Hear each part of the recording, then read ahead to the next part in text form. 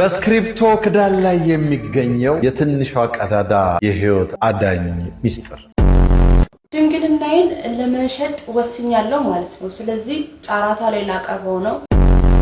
ባሏ ሲናደድ ማረጋጋት፣ ሁለተኛው ሚስትን ሚስት የሚያስብላት ሲረጋጋ ደግሞ ማናደድ።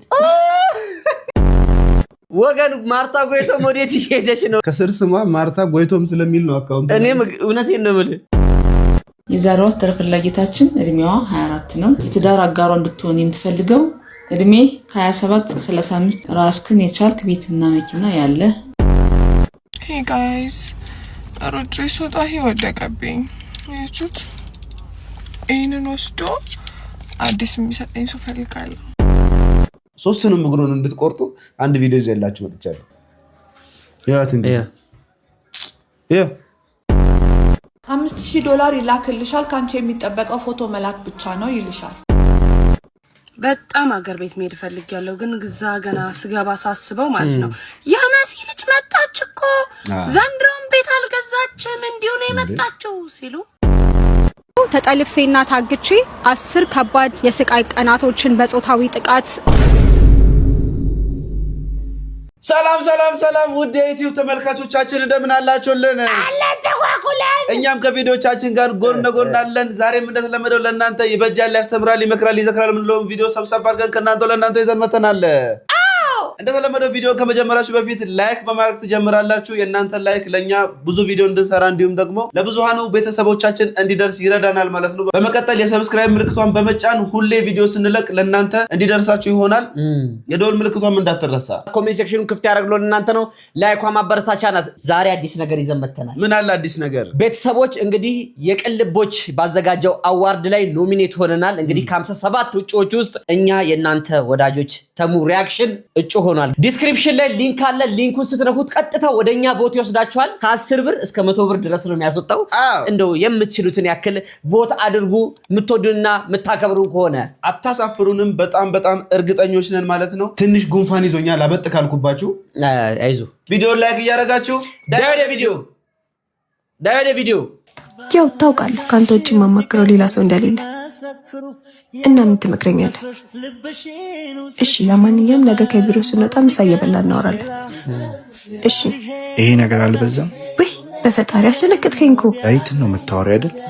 ከሱ ውጭ ማንን አወራለሁ? ያወቅ የልብ ጓደኛዬ እኮ እሱ ብቻ። ይኸውልሽ ሊያ፣ በውስጤ ብዙ ጊዜ እየተመላለሰ ያስኩት አንድ ነገር አለ። አሁን እንድናወራበት ፈልጋለሁ። ምንድነው? ሰው ተቀመጥና እናወራ። እኔ አንዲት ባለትዳር ሴት የኔ የምትለው ባል እያላት የወንድ ጓደኛ ሊኖራት አይገባም ብዬ አምናለሁ። ምን ማለትህ ነው? ዴቭ እኮ አንተን ከማግኘት በፊት የነበረ ቤስት ፍሬንዴ ነው። እንዴት እያሰብክ ነው? እኔም እኮ እንዳንቺ የኔ የምላቸውን ቤስት ፍሬንዶቼን እኮ ትቻለሁ። እኔ ታዲያ ተዋቸው ብያለሁ እንዴ? ለትዳሬ ራሴን የምጠብቀው ራሴ ነኝ። አንቺ ሚስቴን ማላማክረው ምን አለ? ስለዚህ አንቺም ከኔ ከባልሽ ሸሽገች ለዳይት የምታማክሪው ነገር እንዲኖር አልፈልግም። እኔ እንደዛ አላስብም። ባልም የራሱ ጓደኛም የራሱ ቦታ አለው። ምን እናንተ ምን ታስባላችሁ? እኔ ግን እሳትና ጭድ አብሮ አይሄድም የሚል ነው። ጾታ ልዩነት ካለ የቀን ጉዳይ ነው እንጂ ምን እንደሚፈጠር አይታወቅም። ጓደኛ ችግር የለም። ይሄ ቤስት ፍሬንድ የሚባለው ሌቭል ላይ ነው መጥፎ። ብሽት ላይ ተገናኝቶ ወክ ያረጉ ማውራት ምናምን እኔ በጣም የምጠላውና እንደው ማልወደው ነገር ምንድነው? ባልና ሚስት ጓደኛም ወንድምም እህትም ወንዱም ደግሞ እንደ አባትም እንደ ሁሉ ነገር ነው መሆን ያለበት ብዬ ነው ማስበው። ከዚህ ፍሬም ውስጥ የወጣ ሚስጥር የአደባባይ ሚስጥር ነው። አንቺ ባልሽን ካላማከርሽ ጓደኛሻችን ነቀዝ ጓደኛሽ የምታማክሪው እኮ ጥሩ ምላሽ እኮ አሰጣትም። ምን ብላ ነው የምትሰጣት? ፍቺው ወንዱ ራሱ የጓደኛው ሚስት ተንከባከባት ሲፋቱ ያንተ ናት የሚል እኮ አሁን ስንት ጅላጅል አለ እኮ። እናንተ ብትሆኑ ምን ታደርጋላችሁ? እስቲ ምንድነው ሐሳባችሁ? ኮሜንት ሴክሽን ላይ ጻፉልን። በስክሪፕቶ ክዳን ላይ የሚገኘው የትንሿ ቀዳዳ ያልተነገረላት የህይወት አዳኝ ሚስጥር በየቀኑ በቢሮ በትምህርት ቤትና በመኖሪያ ቤታችን የምንጠቀመው የስክሪፕቶ ክዳን ላይ ያለችው ትንሽ ቀዳዳ ተራ የዲዛይን ስራ ወይም ቀለሙ እንዳይደርቅ የተደረገች የሚመስለን ጥቂቶች አይደለንም። ሆኖም ግን ይህች አነስተኛ ቀዳዳ በየዓመቱ የበርካታ ሰዎችን ህይወት በጸጥታ የምታድን ድንቅ የኢንጂነሪንግ ውጤት መሆኗ ተገልጿል። ለተለያዩ እንደዚህ ለኦክሲጅን ስራ የቀለም እቃ ብይዝም ብለህ ትሰጣለህ ብንሰማውስ እና ነፍስ አድልል ያለበት ምክንያት ሊገባኝ አልቻለም። ምን ይመስልካል ተብሎ ብዙ ጊዜ እንዲሁ አፋችን ላይ ወይ ደግሞ እቺ ጫፏን ከማፏጨትና ጫፏን ከመብላት የተለየ ነገር ምንም ነገር አላደረግንም። ሲርበን ፕላስቲክ ሁላ በልተናል እኮ። አብዛኛው ሰው እስክሪብቶ ሲጽፍ ወይም ሲያስብ ክዳኑ ባፉ መያዙ ወይም የማሳከክ ልማድ አለው። በዚህ ወቅት በተለይ ሕፃናት ወይም አዋቂዎች በስተት ክዳኑን ቢውጡት እና በጉሮሯቸው ውስጥ ቢሰካ ይህች ትንሽ ቀዳዳ አየር እንዲያልፍ በማድረግ የመተንፈሻ ቱቦ ሙሉ በሙሉ እንዳይዘጋ ታደርጋለች። ይህም ተጎጂው አየር አጥቶ ሕይወቱ ከማለፉ በፊት አፋጣኝ የሕክምና እርዳታ እስኪያገኝ ድረስ ውድ ጊዜን ይገዛለታል። የእስክሪብቶ አምራች ኩባንያዎች ይህንን ሕይወት አዳኝ ንድፍ ሥራ ላይ የዋሉት በሺዎች የሚቆጠሩ ሰዎችን ሕይወት ለማዳን ሲሆን ዛሬ ላይ በቢሊዮን የሚቆጠሩ ሰዎች በየቀኑ እጃቸው ውስጥ የሚገኘውን የዚህን ትንሽ ቁሳቁስ ታላቅ ጥቅም ሳያውቁት ይጠቀሙበታል። ተሰማ እንዳዘጋጀው በለጠ ሸቴ ዘሀገረ ኢትዮጵያ ያቀረበው ይላል። በነገራችን ላይ እውነት ሁሌ ፈረንጆች የሚገርሙኝ ነገር ለትንሽ ነገር በጣም ይጠነቀቃሉ። ጭራሽ አታስቡም። ኑጌም ራሱ ምን ይላል? ድንገት ሪሞት እንደዚህ ተገዝቶ ከቲቪ ጋር ይመጣ አይደለ እንዴ? ታሸገበትን ፌስታል እንኳን ልክ ልናነሳ ስንል አስቀምጥ ቅልብልብ። ፈረንጅ ለምን አደረገው? ምክንያት አለው። ምክንያት አለው። ለምን እዚህ ችካምት ትንት የፕላስተር አትለጥፍም? አይነካም። እንደዚህ ነው የሚደረገውና በዛውም ልክ ደግሞ ውስሚጥነታቸው አንዴ ጮቅ ይሏል እኮ። የሚጠቅሙን ብቻ እንውሰድ። እንደዚህ ድንግልናዬን ለመሸጥ ወስኛለሁ ማለት ነው። ስለዚህ ጫራታ ላይ ላቀርበው ነው። መግዛት የምትፈልጉ ሰዎች ስልኬ ባዮ ላይ ያለ እየደወላችሁ እንትን በሉ ተሳተፉ። የጫራታው መነሻ 100 ብር ብቻ ነው። በ100 ብር ነው የማጫረተው እና መመዝገብ የምትፈልጉ ሰዎች ደውሉልኝ። መግዛት የሚፈልግ ማለት ድንግልና መግዛት የሚፈልግ ከኔ ማለት እኔ ድንግልና እንጂ ምንድነው ምስል የቀለደች እኮ ነው። ኮሜዲ ባዮ ላይ ትክክለኛ ስልኩ አለ። የሚገርም ነገር የምርህ ነው። እኔ ልሙት እንዴት ገብተህ አየህ ነው? አይ ባዮ ላይ ስልክ ያለ ስትል ቪዲዮ ተሰበስብ ሳይ የምርም አስቀምጠዋለች። ስንት ነው የሚሎች ጉደኛ በስማቱ 09 ዘሎ አጠይ እንዳታላምጠኝ። ይሄ ድንግልና የክብር መገለጫ ነበረ። አሁን ላይ እንደሆነ በ100 ብር እንደ ቅርጫ እየወጣ ነው። ፈረንጆች ምን እያሉ መሰሏችሁ? ቨርጂኒቲ ኢዝ ኖት ዲግኒቲ ኢት ኢዝ ላክ ኦፍ ኦፖርቹኒቲ እያሉ ነው። ምን ለማለት ፈልጎ መሰለ? ድንግልና ክብር አይደለም የእድል ማጣት ነው። ሊበላ አሁን እኮ ነው እንዲህ ተልከስክሶ የቀረው እንጂ በፊት እኮ ምን ይደረጋል? ሽማግሌ ተልኮ የሰርጉ ምናምን ከተባለ በኋላ ሽምግልናው ላይ እሷስ ከነክብሯ ነው ይባላል። ከዛ ከነክብሯ የሚለውን ኤቪደንስ የት ነው የሚያገኙት? የሰርጋቸው ቀን ባልና ሚስት እንዲገቡ ይደረግና በነጭ እንትን ደሙ ይመጣል ማለት ነው። ናሙና ይወሰድና ከዛ ምን ነበር ብራምባር ተሰበረ ብራምባር ተሰበረ እንደነበረ ብራምባር ተሰበረ። 100 ብር እየተሸበቸበ ይገኛል። እንግዲህ በዚህ ልክ አንዳንድ ሴቶች ክብራቸውን እያዋረዱ ይገኛሉ በገዛ እጃቸው ማለት ነው። ሴቶች በትዳር ውስጥ የሚያደርጉት 2 አበይት ነገሮች አሉ፣ ተግባራት። እነሱ ምንድናቸው? አንደኛው ባሏ ሲናደድ ማረጋጋት። ይሄ በጣም ሁሌ ኮመን የሚያደርጉት ነገር ነው። እንግዲህ ሚስትም ከሚያስብላት አንዱ ነገር ይሄ ነው። ይሄ ነው በቃ ሰከነማ ፍቅር ተረጋጋ፣ አይዞ ካም ዳውን። ማን ያበሳጨ? ምንድነው? ስራ ቦታ ላይ ረብሽዋል? አዎ የደበረ ነገር አለ። እንደዚህ አይነት የሆነ እንደዚህ ድመቶችን አይታል እንደዚህ ይላሉና ሁለተኛው ሚስት የሚያስብላት አበይት ነገር ምንድነው? እንደዚህ ፖስት ከሆነ ሁለተኛው ምንድነው? ሲረጋጋ ደግሞ ማናደድ።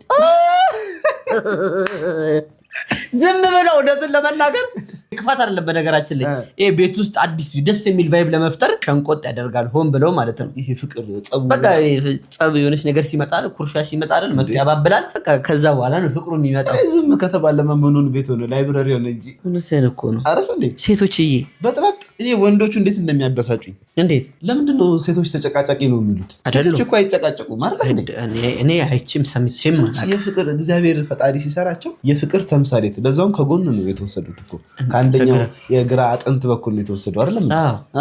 ለቀቅል ኧረ እንደው ከሆዱ ጣንተ ሰውዬ ኧረ እባክህ ኧረ እንደው በጉልበት አምላክ ጾም ነው ብዬ ነው እንጂ እቀጥልልህ ነበር። ሴቶች አይጨቃጨቁም። ሴቶች መካሪዎች ናቸው። ሴቶች ዘካሪዎች ናቸው። ሴቶች የሚያስተምሩ መካሪዎች ናቸው።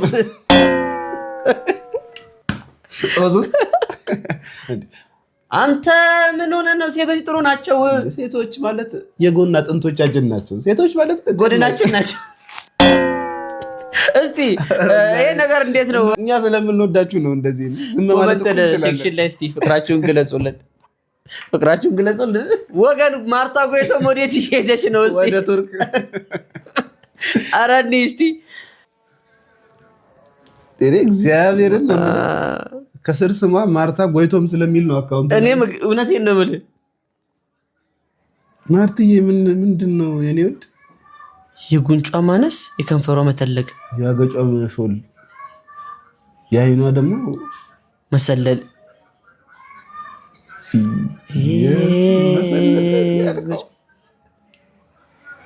መሰለል ማለት የቱርክ ነው? ሰላይ ነው? የራሽያ ነው? የእስራኤል እንዴ?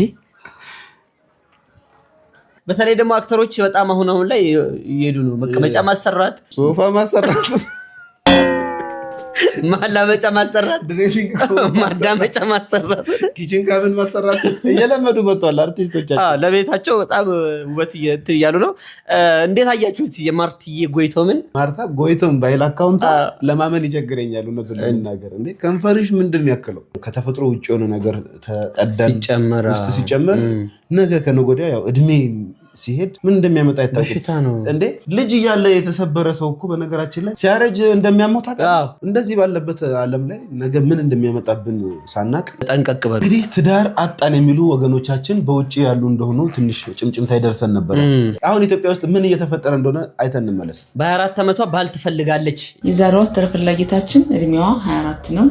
የምትኖረው አዲስ አበባ ነው። ሃይማኖቷ ኦርቶዶክስ ነው። ስራ አላት፣ የግል ስራ ነው የምትሰራው። እህታችን ተግባቢና በንግግር የማምን ሰው ነኝ ብላለች። የትዳር አጋሯ እንድትሆን የምትፈልገው እድሜ ከ27 35 ይሆን፣ ከሃይማኖት ኦርቶዶክስ የሆነ ራስክን የቻልክ ቤትና መኪና ያለ፣ ሃይማኖት ኦርቶዶክስ የሆነ፣ ለማግባት ዝግጁ የሆንክ፣ የራስ የሆነ በቂ ስራ ያለ፣ ተግባቢና ሰው የምትረዳ፣ መኖሪያ አዲስ አበባ ይሆን። ይሄ መስፈርት የምታሟላ ካለ በውስጥ አለው በላይ። ምናልባት ችግር ያው ምን ያስብላል የሚባለው ብዙ ነገር ያደርጋል። ችግር ትዳር በእንደዚህ አይነት ሁኔታ ይሆናል ብዬ ከማላስበው ሰዎች መካከል አንዱ ነኝ። እድሜው ከ27 እስከ 30 ከሆነ የራሱ ቤትና መኪና ካለው ተግባቢ ከሆነ ምን ይሰራል እዚህ ላይ? ኦልሬዲ እኮ ተግባቢ እኮ አሁን ላይ እኮ ቤትና መኪና አለህ ማለት ባለትዳሩ ራሱ እየፈታ ቤትና መኪና ያለውን እያገባ ነው ያለው። አይደለም አዲስ ሴት ሊያገባ ቀርቶ ማለት ነው። ልክ ነኝ አይደል? ትክክል ለክተኸኝ ነው። የትዳር መስፈርት ምንድን ነው አንተ? የትዳር መስፈርት ትልቁ ነገር ፍቅር ነው። ዋናው ላቭ ነው። ላቭ ካለ ሁሉ ነገር ይቀየራል። ላቭ ካለ ከኬን አክሴፕት ታደርጋለች። ከዛ ነገ እንደምናድግ ግርፍ ትሆናለች። አንተስ ምንድን ነው የፍቅር መስፈርት? ከፍቅር በላይ ምን አለ? ግን ያው ነገ ለማደግ በመስራት ለመለወጥ የምትፈልግ ሴት መሆን አለባት። ሰራተኛ አስቀጥረው ፍቅራቸውን እየሞረዱ ካፌ እያሞቁ የሚውሉ ባለትዳር ሴቶች እንዳሉ በከተማዋ ላይ ደርሰንበታል። እነሱም ቢሆኑ ግን አሁን ካለንበት ችግር ይሁን ያለውን ይባርክልን። ሄይ ጋይስ ሮጬ ስወጣ ወደቀብኝ። ያችሁት ይህንን ወስዶ አዲስ የሚሰጠኝ ሰው ፈልጋለሁ። አሳውቆኝ የተሰበሩ ወስዶ አዲስ ይሰጣል። ብርድ ነው፣ ስሮጥ ነው ብርዱ። በቃ አልቻልኩም። እኔ እንደዚህ መጠጣት አልችልም። ከንፈር ያቃጥለዋል። ደግሞ እድሜ ከፍ እያለ ሲመጣ ከንፈር እያነሰ ይመጣል።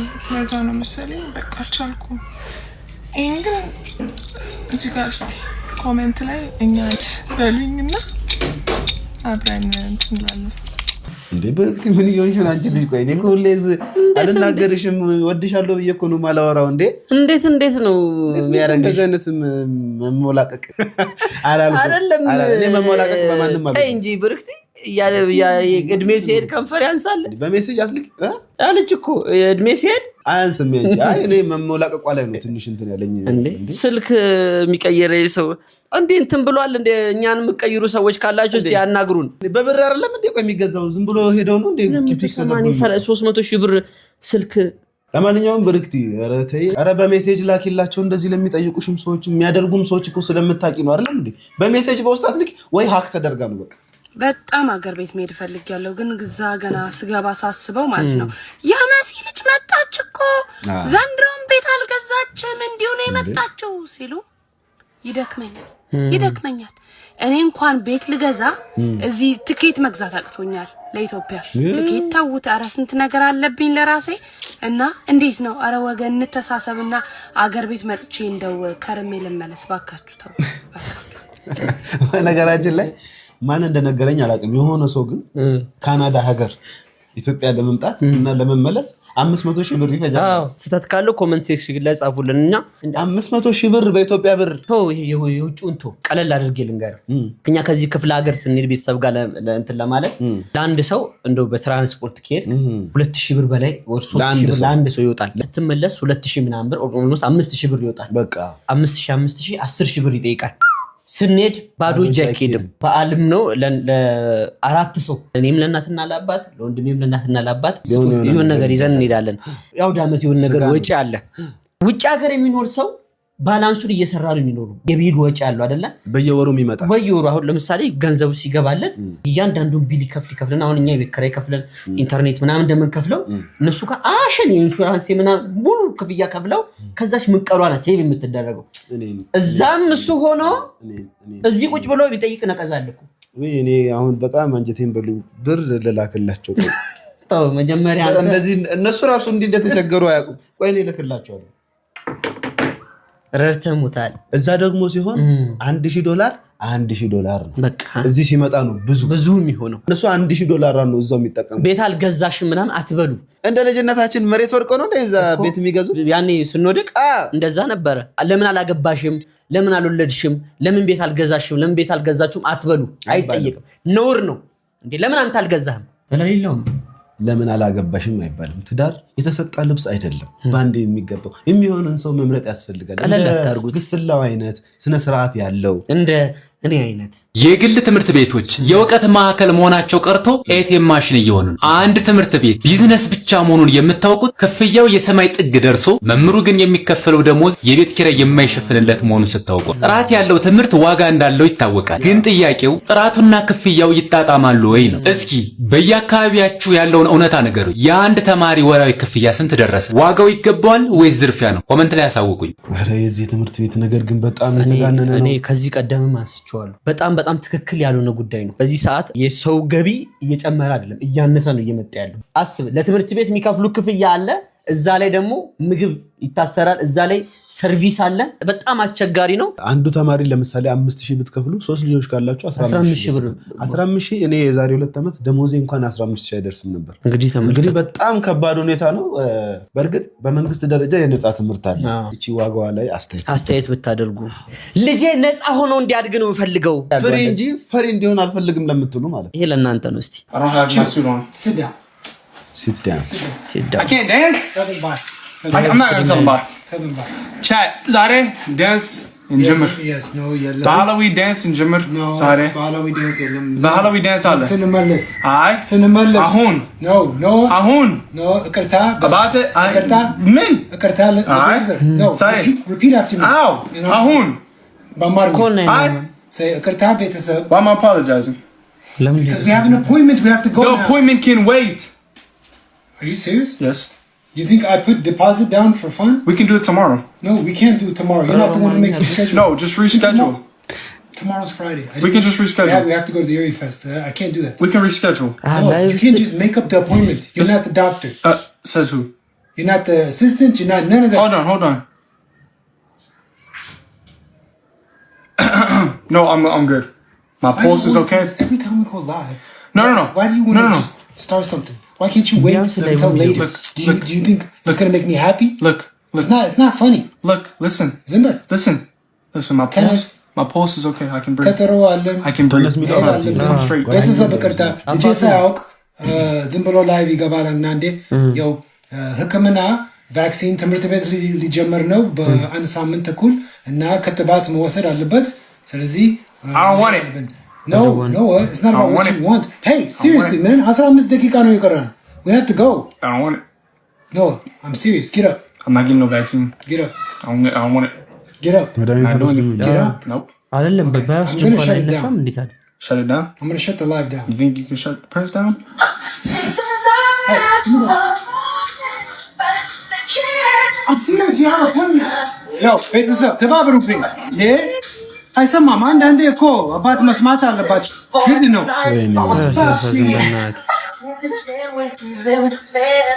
እናንተ በቃ መሄድ አለ ተዘጋው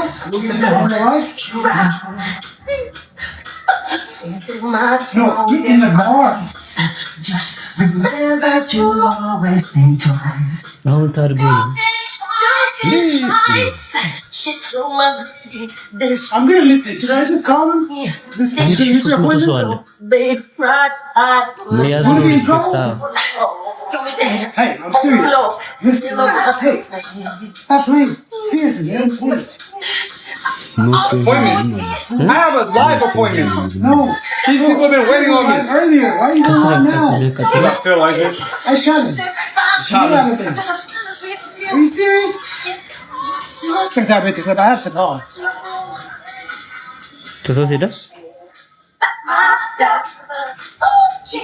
እንግዲህ አባት ሆናችሁ ልጆቻችሁ ሳይታዘዙላችሁ ሲቀሩ ምን አይነት ፊሊንግ ነው የሚሰማችሁ? ውጪ ስለሆነ ነው። አሁን ጋሽ ኖጌ ባይነቂጥ አይቶ እንደዚህ አይቶ አልተረዳህም። እዚህ ደረጃ እኮ ስትደርስ ወንድሜ አንተ ኦሬዲ ሁሉን ነገር አውቃለህ አገናዝበሃል ልጁ ያለበት ደረጃ ስትደርስ ማለት ነው መሰረቱ ላይ ያልተሰራ ነገር እዚህ ጋር አይሰራም አባት ነው አባትና እናት በእንዲህ በተፈጥሮ ራሱ ዝም ብለህ የምትፈራውና የምታከብረው አይደለም ያንተ እናትና አባት የሌላውንም ራሱ ትፈራለህ ታከብራለህ ስላሳደጉ ስለቆነጠጡ እኮ አይደለም የተፈጥሮ የሚሰጥ ነገር አለ እንደ ኢትዮጵያ ቢሆን ሪፈር ብጽፍልን እልል ባለ በማረቆ በርበሬ እጥን አድርገነው በ2 ኪሎ በርበሬ የማያውቅም እኮ ማሳወቅ ነው ወግ ማረጉን ባህላችንን ማሳወቅ ነው ግዜ ይሄም ያክል ሰውዬ እንዴት ነው የምታጥነው እንደውም ዘግዝቄ ቆረቆንዳ ነው ሰክቸበት ማጥኑ ሰሞኑን እንግዲህ እነ ጆርዲ በዛብህ ፌሚኒስቶቹ መንግስትን የፍትህ ጥያቄ እየጠየቁ ነው ከነዚህ መካከል እንግዲህ ከዚህ ቀደም ሲዳማ ክልል በሐዋሳ አንዲት ጥቃት የደረሰባት እህት ይሄንን ሐሳብ አጋርታለች እስቲ እኔ ጸጋ በላቸው ተጠልፌና ታግቼ 10 ከባድ የስቃይ ቀናቶችን በጾታዊ ጥቃት ሳሳልፍ ከዛ በፊት መጠለፍ መደፈር ጾታዊ ጥቃት እኔ ላይ የሚደርስ ነገር አይመስለኝም ነበር በጣም ሩቅ ያለ ነገር ነበር የሚመስለኝ እና ምን ልላችሁ ነው በዚህ በጾታዊ ጥቃት ውስጥ ያለፈች የትኛውም ሴት ለዛ ነገር ራሷን አዘጋጅታ አይደለም ይሄ ነገር በህይወቴ ላይ ይደርስብኛል ብላ አይደለም የደረሰባት እና ሁላችሁም ደጅ ላይ ያለ አድፍጦ የሚጠባበቅ ከባድ አደጋ ነው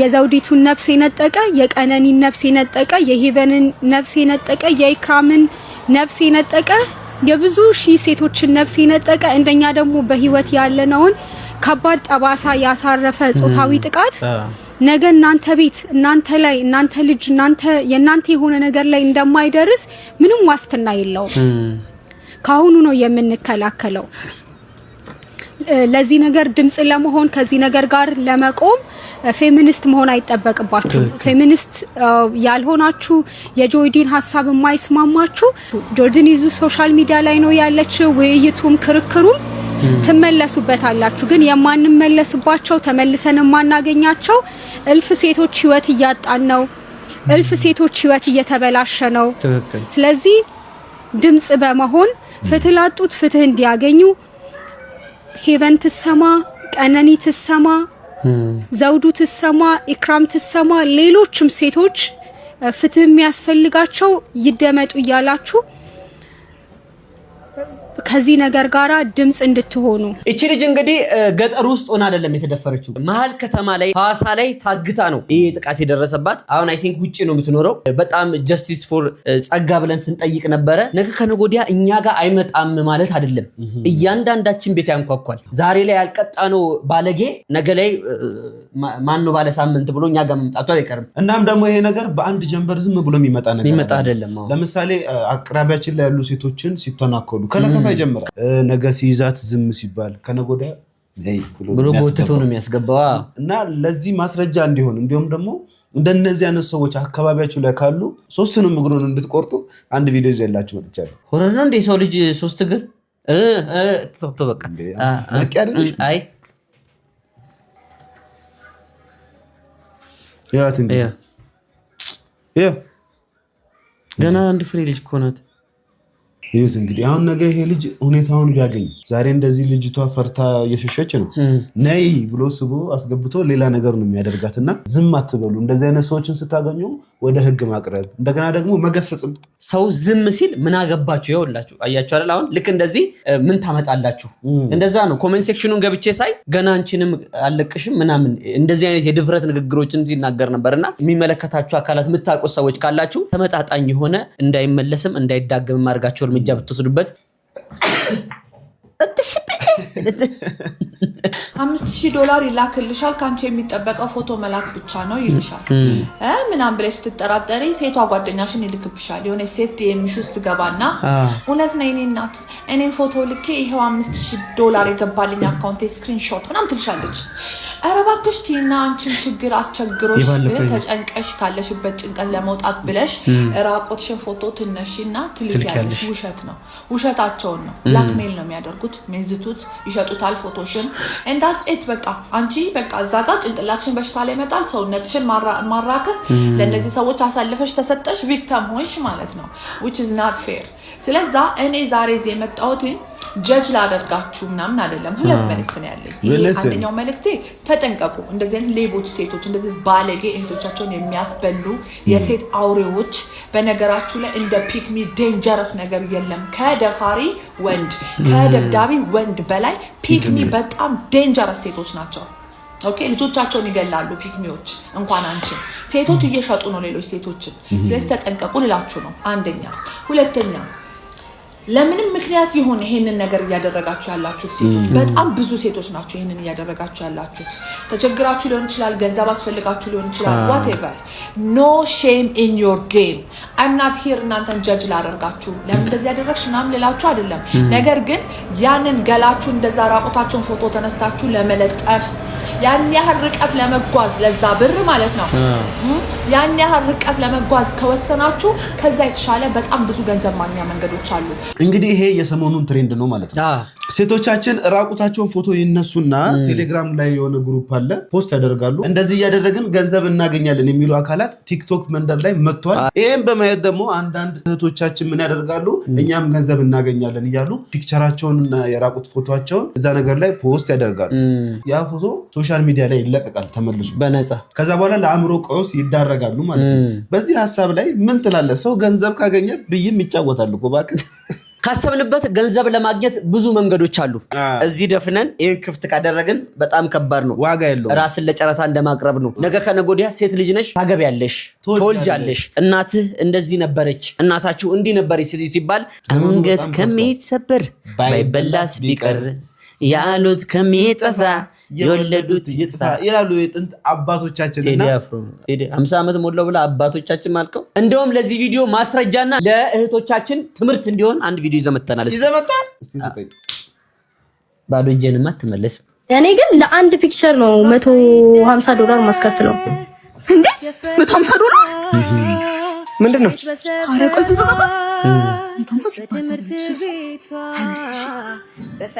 ሲሆን ዶላር ነው እንዴ? አንድ ፎቶ ስንት እንደሚሸጥ አታውቅም አንተ? ፎቶ? አዎ ፎቶ ብቻ። ምን አይነት ፎቶ? እሱማ ምን የራቁት ፎቶ? የራቁት ፎቶ ስራ እኮ ነው። ዝም በይ ረዛ። አባት ከሞተማ ቆየ። ምን በዚህ ህይወታችንን ልንቀይር እኛ ልንለወጥ? መልሽልኝ። ቆይ ባል ልጅ አይኖርሽም? ጀመረ እነሱም አይፈልጉሽ። አንቺ እኮ የሚወድሽ ቤተሰብ የሚጠብቅሽ አባት የሚናፍቅሽ ባላለሽ ከነክብርሽ የሱኝሽ ይሄ ነገር በጣም አሳሳቢ እየሆነ ነው እየመጣ ነው። እርቃንሽን ከላክሽ ነገ ከነገ ወዲያ ክብርሽን እንደላክሽ ማወቅ አለበት። አንዳንድ ጊዜ ለጊዜያዊ ነገር ብለን የሆነ ስሜት ይሰጡናል ብለን ያደረግናቸው ነገሮች ነገ ከነገ ወዲያ የመብሰል ደረጃ ላይ ስንደርስ በጣም ይጸጽቱናል። ይሄ ደግሞ ቢጸጸትም የማይመለስ ነገር ነው። አንድ የወጣ ነገር ነው። እርቃን ማለት ሙሉ በስማ ተረተው ባልየው የሚያሆን እኮ ነው። ባልየው የሚያሆን ሌላ ባዳ ላይ የምሬድ ነው። ምን ላይ ነው ግን በስማ ጉዳቸው የኔን ጉድ እዚህ ኑሮዬን እያየ ሆነ ተከናወነ። በጣም ይቅርታ ዛሬ ጉንፋን ይዞኝ ደንገዝገዝ ብለናል። ሁለታችንም ነን ትንሽ ተይዘናል። ሁለታችንም አጉል እየሆንኩ ነውና ትንሽ ቀዝቀዝ ካልኩባችሁ ምናምን በጣም ይቅርታ።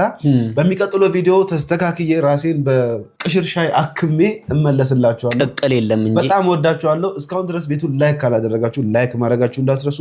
የደወል ምልክቷንና የሰብስክራይብ ምልክቷን መጫናችሁን እንዳትረሱ። ቪዲዮን ያቀረብንላችሁ መግቢያችን ላይ አልነገርናችሁም። እኔ ግሴ ግስላው ምን ወንድማችሁ ተሙ ንጉሴ ከካሜራው ጀርባ ማንም የለም። ቀስ በቀስ እኛም ማንኖር ምክንያቱም ቮት ካልተደረገ ቮት ማድረጋችሁ እንዳትረሱ። እንወዳችኋልና እናከብራችኋለን። መልካም ዕለተ ማክሰኞ